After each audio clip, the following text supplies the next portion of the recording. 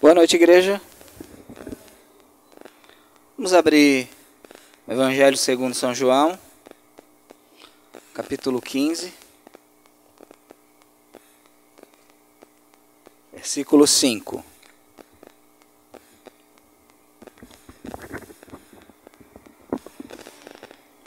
Evangelho segundo João, capítulo 15, versículo 5. E o título da mensagem de hoje é: Não, você não pode. Você não é capaz. Assim diz a palavra do Senhor. Eu sou a videira, vós sois os ramos. Quem permanece em mim e eu nele, esse dá muito fruto, porque sem mim nada podeis fazer. Vamos orar. Senhor Deus e Pai, nós te louvamos, Senhor, pela tua graça, pelo teu amor, pela tua misericórdia. Eu te rogo nesse momento que o teu Espírito Santo esteja trabalhando nos corações, a tua graça preveniente esteja trabalhando nos corações e que possamos entender que nada podemos sem o Senhor. Que de nada somos capazes sem a tua atuação, Deus, a tua infusão de graça em nossos corações e nossas capacidades, Senhor. Que possamos entender que necessitamos desesperadamente do Senhor em cada aspecto de nossa vida, Senhor. Que o Senhor possa aplicar a mensagem nos corações que aqui estão, Senhor. Eu também te peço, Senhor, por mim, Senhor, que tudo aquilo que eu falar esta noite seja extraído do teu texto sagrado. Essa é a minha oração, em nome de Jesus. Amém. Podemos assentar?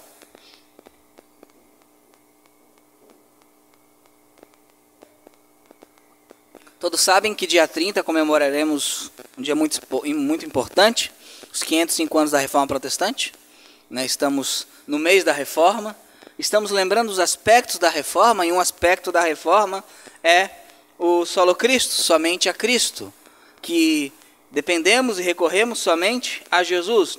E esse texto aqui, o Senhor faz uma afirmação: porque sem mim nada podeis fazer. Eu já vou para o contexto do texto, mas note algo interessante. Quando ele fala sem mim nada podeis fazer, ele não está dizendo que é proibido fazer algo sem ele. Ele está dizendo o seguinte: vocês não têm a capacidade de sem mim.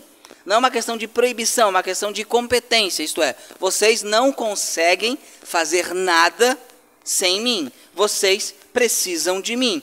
Vivemos uma era de possibilidades. Todos os segmentos, inclusive na Igreja do Senhor, ou naqueles que se apregou à Igreja do Senhor, falam uma frase muito conhecida: sim, você pode. Yes, we can, né? Sim, nós podemos. Sim, você pode. Você é capaz. Está dentro de você. A capacidade está dentro de você. Você consegue. Escutamos isso à torta e à direita em muitos segmentos, nas empresas, nos cursos, nas igrejas, exaltando a capacidade humana, que o ser humano consegue, tem algo dentro dele, ele é campeão, ele é vencedor, ele tem uma fé que faz ele imbatível e mostra o valor dele. Aí chegamos aqui no texto, nosso Senhor Jesus Cristo, dizendo o seguinte: sem mim nada podeis fazer. Vocês não conseguem fazer sem mim. Vocês não são capazes de fazer sem mim. Isso nos escandaliza. A gente tem uma geração que escuta que nós podemos. É a geração lua de cristal. Tudo que eu quiser, o cara lá de cima vai me dar. Só que a gente observa que o Senhor aqui, ele muda a toada, muda o tom. E ele começa com uma afirmação no versículo 1, dizendo o seguinte: eu sou a videira verdadeira e meu pai é o lavrador. Ele fala, eu sou a videira. Ele está ecoando algo do Antigo Testamento. Abram lá em Salmos 80, e é necessário entendermos essa linguagem simbólica do Senhor, para entendermos o que ele quer dizer que sem ele nada podemos fazer. Salmos 80, versos 8 e 9. Ele fala, eu sou a videira. Ele está falando a israelitas. Logo, ele está utilizando uma linguagem que eles entenderiam. Salmo 80, verso 8 e 9, diz o seguinte: tu trouxeste uma videira do Egito, expulsaste os pagãos e a plantaste. Preparaste um lugar diante dela e a fizeste aprofundar raízes, e ela preencheu a terra. Esta videira nada mais é que a nação de Israel, trazida do Egito. Então, quando ele fala, eu sou a videira verdadeira, ele está se igualando a quem? A Israel. O Senhor é Israel. O Senhor é o próprio Israel. Ele fala, eu sou a videira verdadeira, eu sou o Israel verdadeiro. Só que a nação de Israel, escolhida, plantada como uma videira do Senhor, ela começou a dar uvas azedas. Abram em Isaías, capítulo 5, verso 1 ao 4.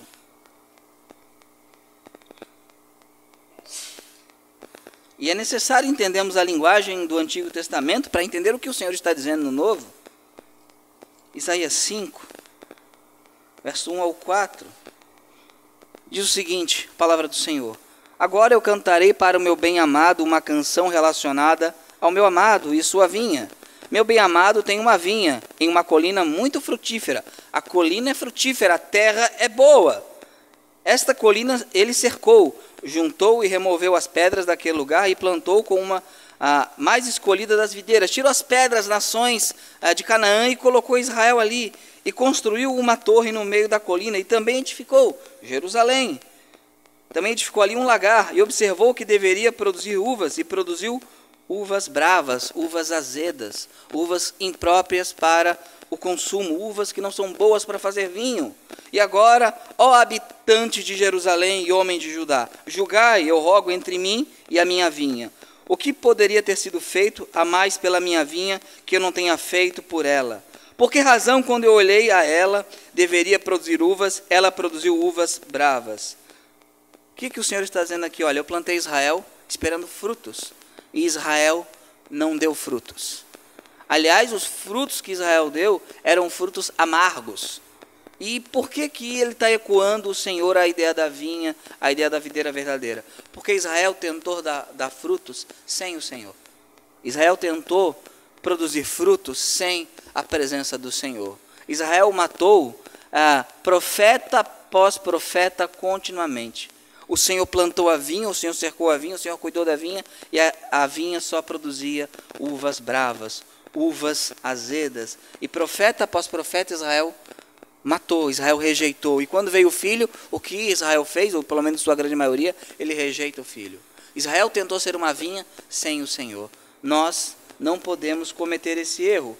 Quando nós vamos, voltando ao texto aqui de João, o Senhor fala que, olha, vocês são ramos, vocês estão em mim para que vocês deem fruto, mas entendam, vocês não podem fazer isso sem mim. E eu quero extrapolar um pouco o texto. Não é somente a questão da frutificação, que é o contexto do texto, que a gente não pode fazer sem Cristo. Nós não podemos fazer absolutamente nada de positivo sem Cristo. Todas as nossas ações sem Cristo são imundas. Todas as nossas ações sem Cristo são fracas e falhas. E se fizemos alguma coisa boa, é porque Cristo está nos dando graça para tal. Por isso, nós não podemos nada sem Cristo. Então, não, você não pode. E por que você não pode? Porque, primeiro, não existimos sem Cristo. Segundo, não nos arrependemos sem Cristo. E terceiro, não frutificamos sem Cristo. Por isso que é solo Cristo, somente Cristo. Então, vamos ao primeiro ponto da mensagem. Nós não existimos sem Cristo. Lembramos que o Senhor falou, pois sem mim nada podeis fazer, a existência é algo. Se sem mim nada podeis fazer, inclui também, obviamente, a própria existência. Abram em Isaías 46, capítulo 46, versículos 3 ao 4. E eu quero que você saia esta noite daqui entendendo, olha, tudo que eu tenho ouvido por aí, sobre a minha grande capacidade, eu devo esquecer, porque não é o que a Bíblia diz. Isaías 46, 3 e 4. O Senhor falando aqui aos crentes, à casa de Jacó, Israel, e aplicando à igreja, dizendo o seguinte: escute-me, ó casa de Jacó, e todo o remanescente da casa de Israel, os quais são carregados por mim desde o ventre, que são levados desde o útero, e até a vossa velhice eu serei o mesmo, e até os cabelos brancos eu vos carregarei, eu tenho feito e irei levar, eu carregarei e vos livrarei. Sabe o que o Senhor diz aqui? Que Ele tem nos carregado desde o ventre até quando? Até a velhice. Do início da sua vida na concepção no útero, para crente não existe discussão sobre quando começa a vida, no útero. Desde o ventre até os seus cabelos brancos, eu tenho carregado vocês, eu tenho sustentado vocês todos os dias da sua vida. Cada dia de existência da sua vida é porque Cristo está lhe permitindo isso. Claro, aqui Ele está se dirigindo aos crentes, mas a gente pode aplicar isso a toda a humanidade. Do ventre até a velhice, o Senhor carrega. Se a existência dos crentes, a sua existência, a minha existência está intrinsecamente ligado a Cristo, significa que realmente sem Ele nada podemos fazer. E em Atos capítulo 17, aí sim aplicado a não crentes, a descrentes, Paulo vai demonstrar a nossa total e absoluta dependência de Cristo. Atos capítulo 17, versos 22 ao 28. Ele está em Atenas, está pregando no Areópago em Atenas, para aqueles filósofos. E ele encontra ali um altar, escrito ao Deus desconhecido. Ele fala, esse Deus que eu venho pregar, o Deus que vocês não conhecem. O único altar sem imagem, com uma inscrição, ao Deus desconhecido. O verso 22 diz o seguinte: então Paulo ficou em pé no meio do Areópago e disse, homens de Atenas, eu percebo que em todas as coisas sois supersticiosos, pois eu, passando e vendo a vossa devoção, encontrei um altar no qual estava escrito, para o Deus desconhecido. Este, portanto, ao qual reverenciais sem conhecer, é o que eu vos declaro, o Deus que fez o mundo e todas as coisas que nele há, visto que ele é o Senhor do céu e da terra. Não habita em templos feitos por mãos, nem adorado por mãos de homens, como se necessitasse de alguma coisa, visto que ele dá a todos a vida, a respiração e todas as coisas. Ele dá a todos a quem? A vida, a respiração e a todas as coisas. De um só, no caso Adão, de um só sangue fez todas as nações dos homens para habitar sobre toda a face da terra, determinando os tempos antes ordenados e os limites da sua habitação. As nações se levantam, caem, têm suas fronteiras determinadas por quem? Pelo Senhor. Para que eles buscassem ao Senhor, se talvez palpando possam achá-lo, ainda que ele não está longe de cada um de nós. E aqui é lindo, porque nele vivemos e nos movemos e existimos, como também alguns de vossos poetas têm dito, porque também somos sua descendência. Aqui tem umas frases maravilhosas. Aqui primeiro, a nossa respiração é dada por quem? Por Deus. Você não respira sem Cristo. Cada batimento cardíaco que você tem é uma graça concedida do Senhor. Sem mim, nada podeis fazer. Sem mim, nada podeis fazer. Nele vivemos, nos movemos e existimos. Aqui a imanência de Deus, a transcendência que Deus ele transcende a criação, a imanência que Deus está impregnado na criação, em cada local da criação. Nos movemos em Deus. Porque Ele é onipresente e Ele é imanente. Nós existimos em Deus. Não que Ele seja algo panteísta. Deus não é a cadeira, obviamente. Mas Deus está em todo o universo. Significa que não há onde você vá que Deus não esteja. O que Paulo está dizendo aqui, nessa pregação aos atenienses, é que em tudo eles estão sendo cuidados por Deus. Nessa geração onde exalta a capacidade humana, a capacidade de realização humana, ela se esquece que cada respiração, cada coisa que nós fazemos é uma dádiva do Senhor. Por isso o Senhor fala àqueles discípulos, e os discípulos estavam sendo trabalhados, preparados, ainda muito arrogantes. Sem mim nada podeis fazer. Muitas vezes achamos que conseguimos fazer e tentamos dar uma ajuda para Deus, como se Deus precisasse de ajuda do ser humano. Como se Deus precisasse de ajuda de nós. Ele criou o universo, haja luz, o que aconteceu? Houve luz.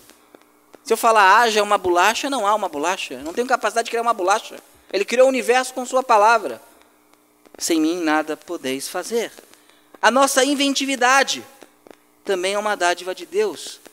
Só inventamos coisas, cada invenção humana é uma dádiva de Deus. Abram ali em Colossenses 2:3. Nós não refletimos na palavra de Cristo quando Ele fala realmente que sem mim nada podeis fazer. Sem mim vocês não conseguem nada. Sem mim vocês não fazem nada. Vocês são dependentes de mim. Vocês precisam de mim. Colossenses 2:3. Falando de Cristo, aqui Paulo exaltando Cristo, diz o seguinte: em quem Cristo, estão escondidos todos os tesouros da sabedoria e do conhecimento. Todos os tesouros, toda gota de sabedoria e conhecimento está onde? Em Cristo. Cada invenção humana, cada realização humana, cada inventividade humana, ela foi retirada de Cristo.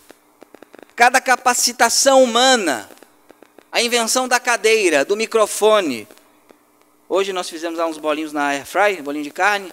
Ideia genial, ar quente, não gasta óleo, bota ali e a coisa fica pronta. Coisa genial, brilhante. Isso provém de Cristo.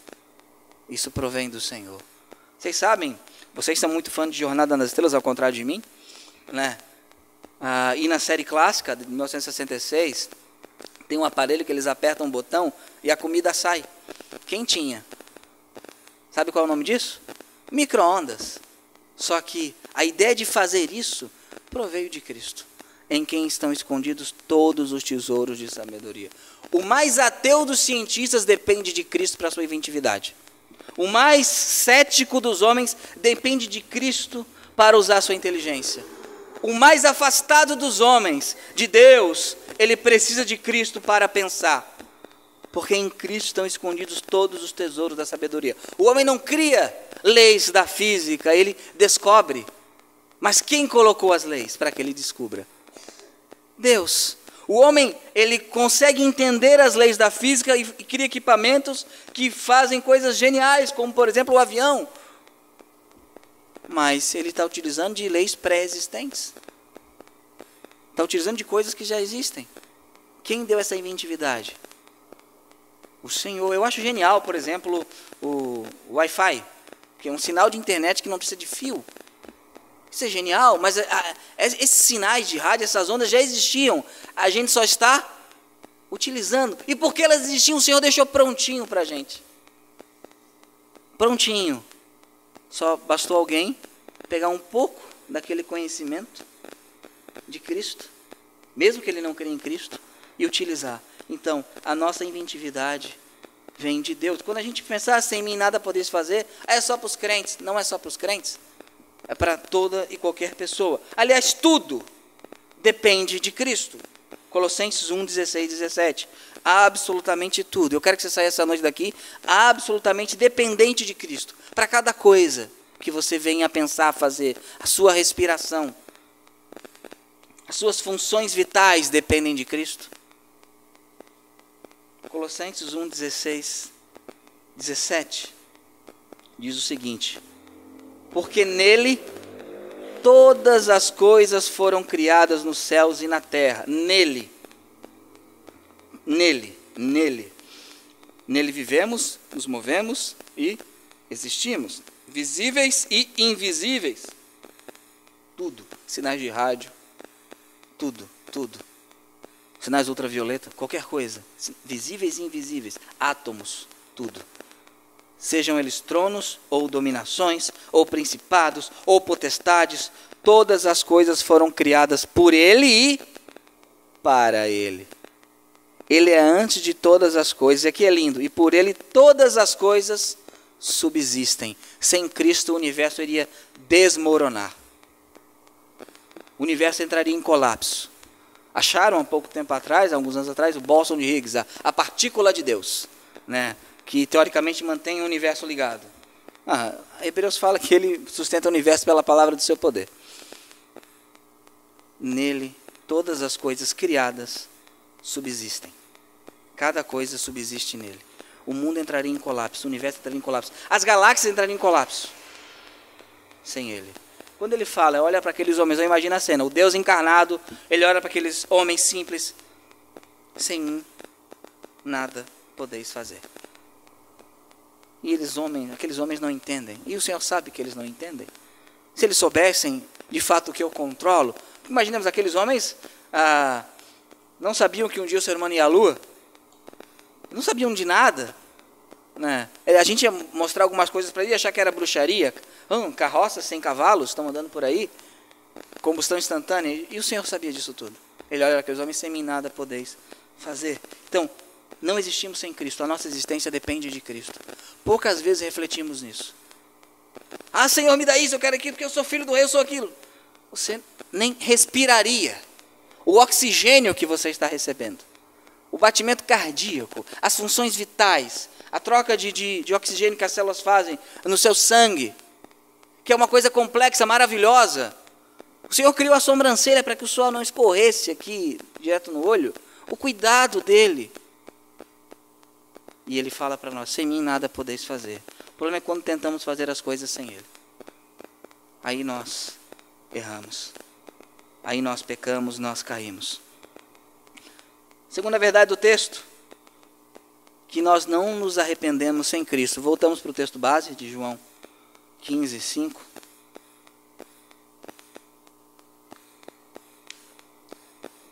Eu sou a videira e vós os ramos, quem permanece em mim e eu nele, esse dá muito fruto, porque sem mim nada podeis fazer. Obviamente aqui a aplicação é para frutificação, para santificação, mas continuamos com a afirmação dele. Porque ele não fala, sem mim vocês somente não dão fruto, ele fala, sem mim vocês não podem fazer nada.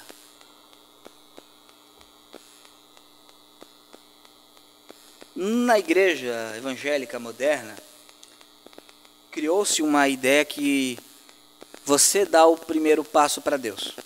Quem já ouviu isso? Dá o primeiro passo para Deus. Dá o primeiro passo para Deus. Se você pudesse dar o primeiro passo para Deus sem uma ação de Deus, você estaria fazendo algo sem Cristo.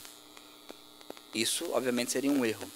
A nossa igreja, ela se coaduna, ela se parelha com uma doutrina, e não gosto de nomenclaturar essas coisas, chamada arminianismo clássico, isto é, que é preciso uma ação da graça de Deus para que o homem então possa se arrepender, né? Nós acreditamos nisso, né?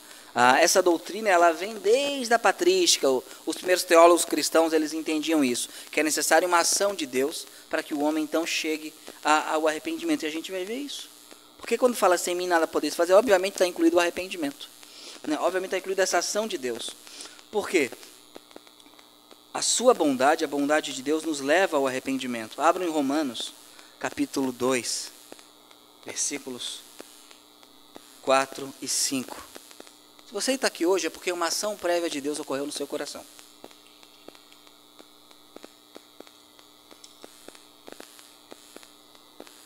Romanos 2, 4 ao 5. Ou desprezas tu as riquezas da sua benignidade e paciência e longanimidade, não sabendo que a benignidade de Deus te leva ao quê? O que me leva ao arrependimento? A benignidade, a bondade, a graça de Deus. A expressão leva aqui é pegar pela mão, ele não vai te arrastar. Mas ele faz o quê? Ele pega você pela mão e te conduz para que você se arrependa.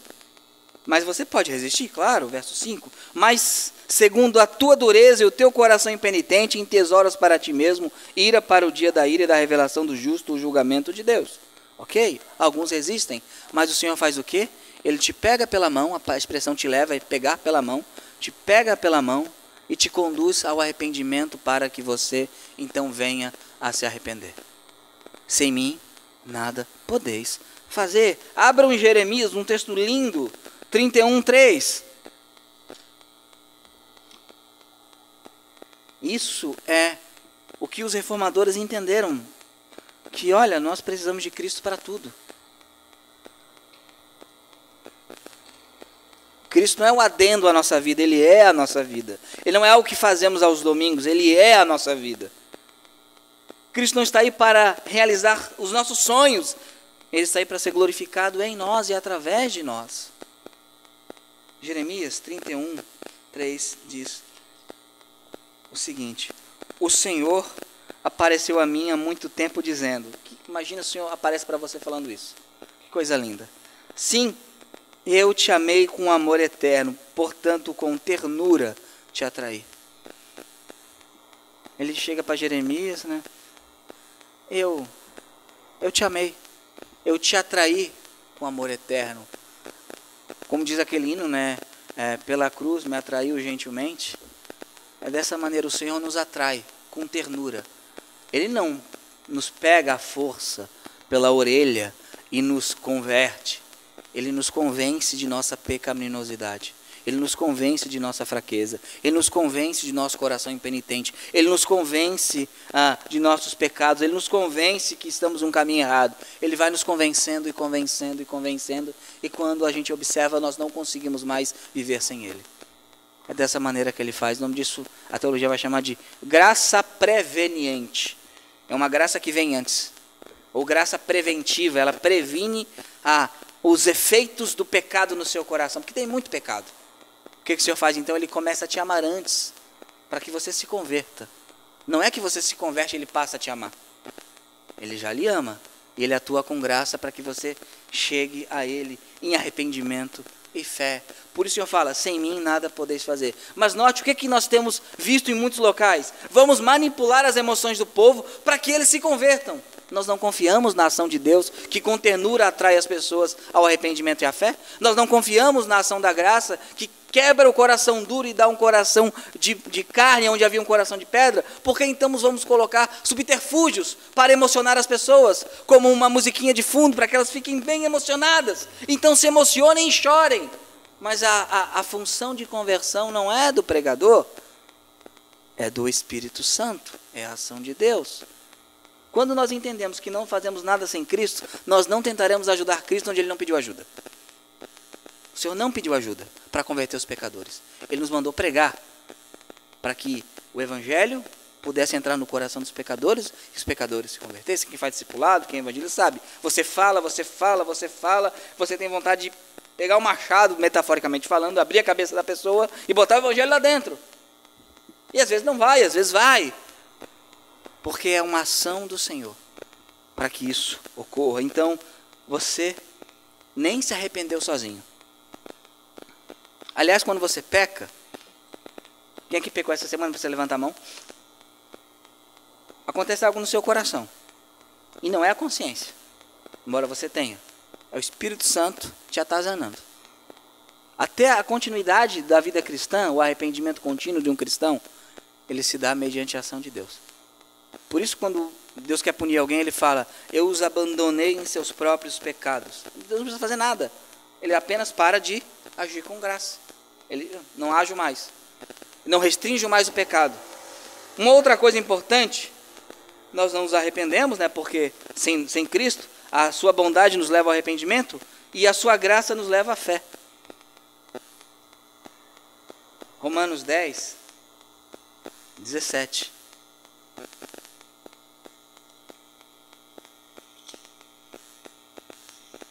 O Senhor determinou meios para que gere fé no coração da pessoa. Romanos 10, 17. Assim então a fé vem pelo ouvir e ouvir pela palavra de Deus. A fé vem pelo quê? Não vem por um impulso de ousadia. A fé vem pelo ouvir e ouvir pela palavra de Deus. Ouvir o Evangelho. O Evangelho é poderoso, ele não precisa de ajuda e ele gera fé no coração do descrente. A fé não vem pela capacidade de oratória, nem mesmo por uma boa exegese. Todo pregador sério que prega expositivamente, procura pregar de maneira bíblica, ele procura ter uma boa capacidade oratória, uma boa capacidade de argumentação, boas proposições para que vocês sejam convencidos da argumentação. Só que ele só vai até a mente. Quem gera fé no coração é o Senhor.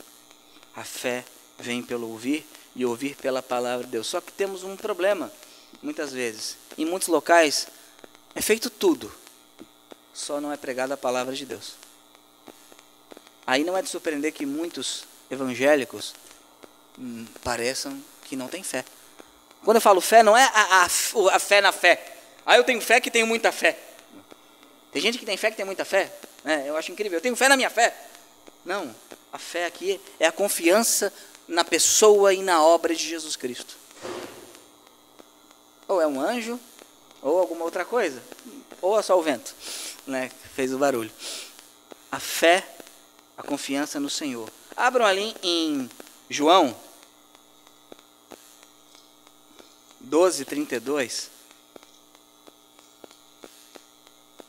Você está com a mente em trevas. O Senhor vai lhe atrair por meio do Evangelho.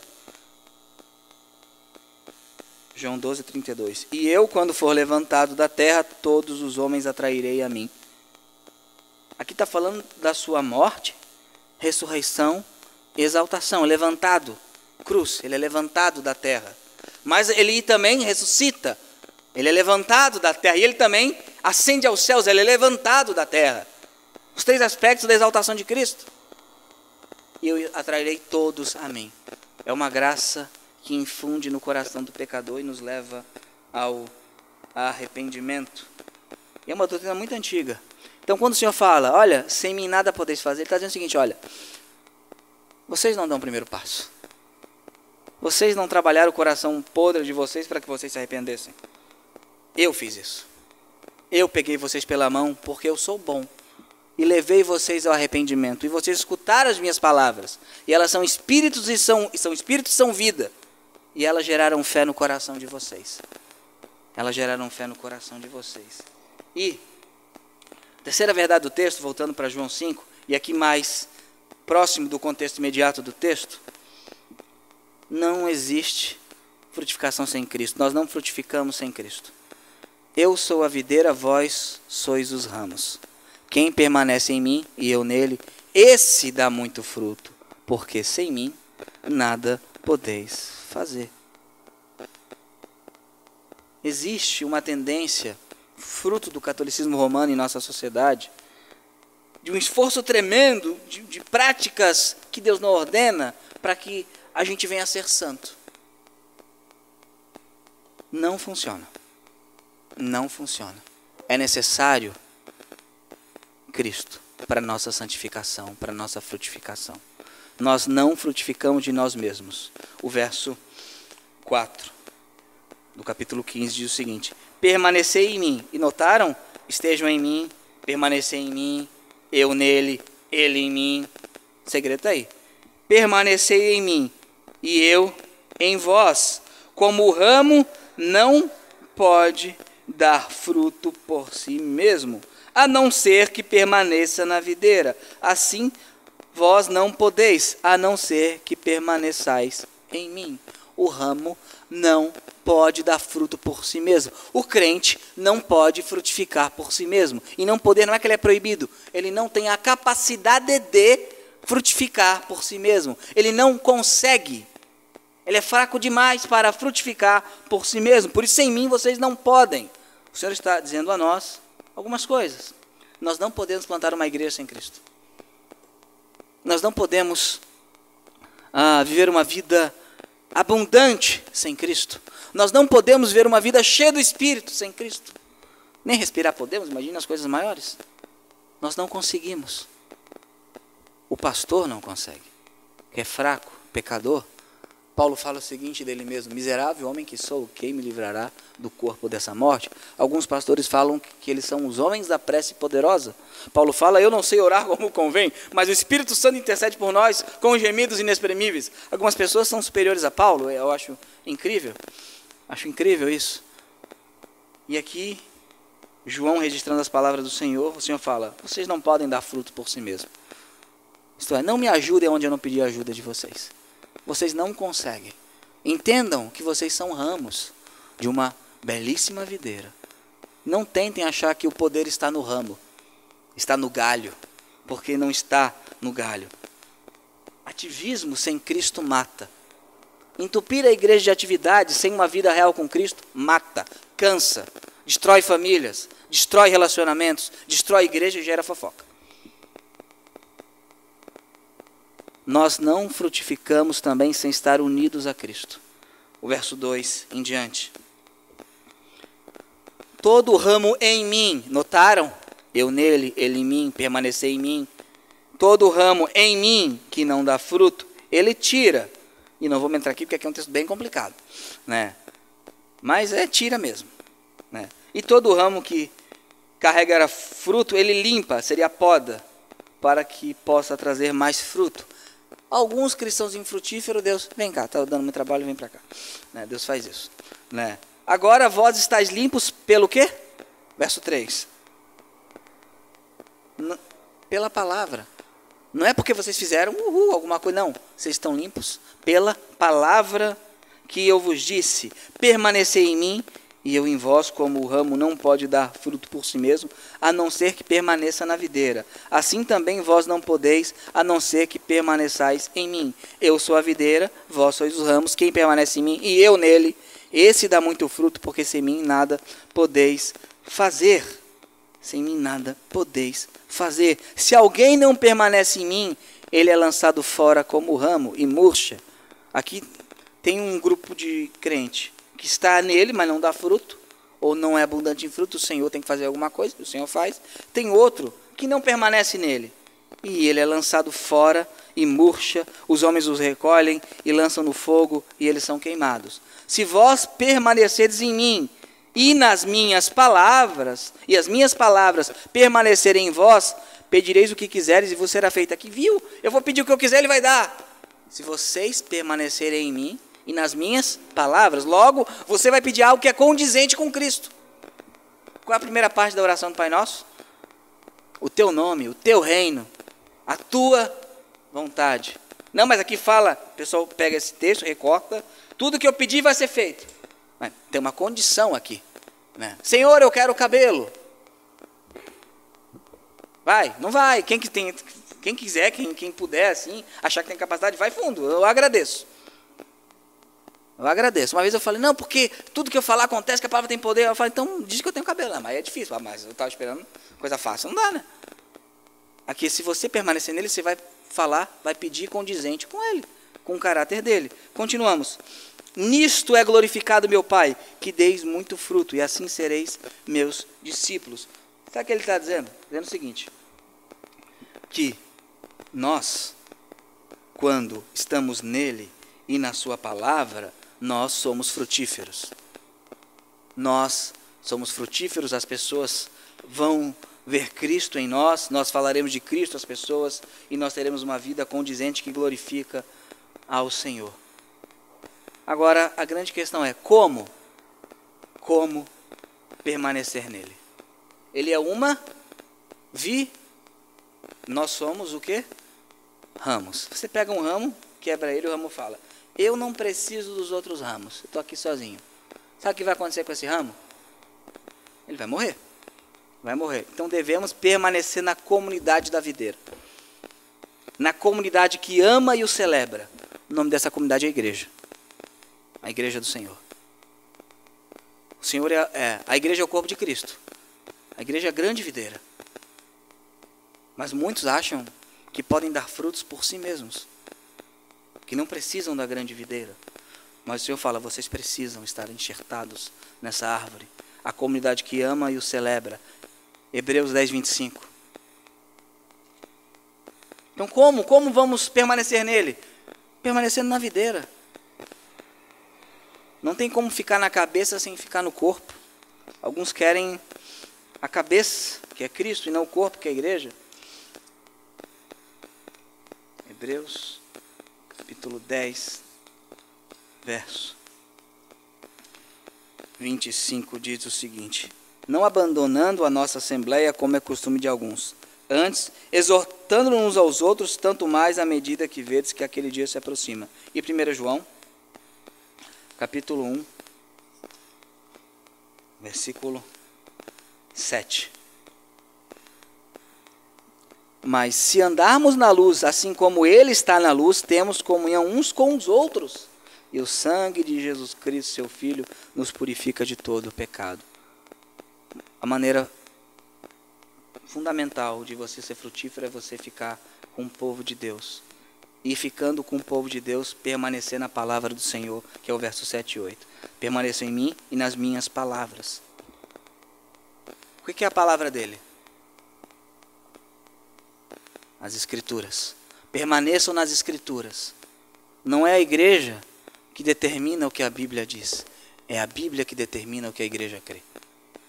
Não é o pastor que determina o que a igreja crê. É a Bíblia que determina o que a igreja crê. Não é o pastor que determina as práticas da igreja. É a Bíblia que determina as práticas da igreja. E não é o pastor que determina a sua própria conduta. É a Bíblia que determina a conduta do pastor. E não é o pastor que determina a conduta das ovelhas. É a Bíblia que determina a conduta das ovelhas. É outro lema já da reforma. Qual é? Sola Escritura. Somente as Escrituras. E para finalizar, devemos permanecer nele pela fé. Aqui fala, eu sou a videira, vós sois os ramos. Quem permanece em mim e eu nele, esse dá muito fruto, porque sem mim nada podeis fazer. Pela fé. Como assim? Abram em Atos 26, 18.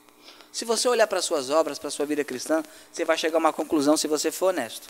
Eu estou devendo. Atos 26, 18. Você vai chegar numa conclusão. Eu estou devendo. Se você olhar para a Bíblia, olhar para como Jesus é, e olhar para você, você vai falar, não sou tão bom assim. A menos que você seja iludido e fale, não miserável homem que não sou. Né? Porque Paulo fala, miserável homem que sou, Paulo chama a si mesmo do quê? Do pior dos e ele não está fazendo média. Ele achava que ele era o pior dos pecadores. Né? Paulo falava isso dele mesmo. Mas quando você olha para a sua vida e fala, eu quero dar fruto, Senhor, mas você sempre vai chegar a uma conclusão. Eu estou dando menos fruto do que eu deveria dar. E graças a Deus por isso. Porque se você achar que está dando mais fruto do que deveria dar, isso é sinal que você está dando fruto nenhum.